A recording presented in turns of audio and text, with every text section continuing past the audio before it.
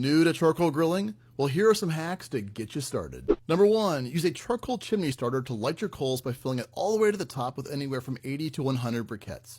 Number 2, don't use lighter fluid, use lighter cubes. They're safe and flavorless, and 2 should do the trick. The chimney's design allows rapid airflow for a quick light.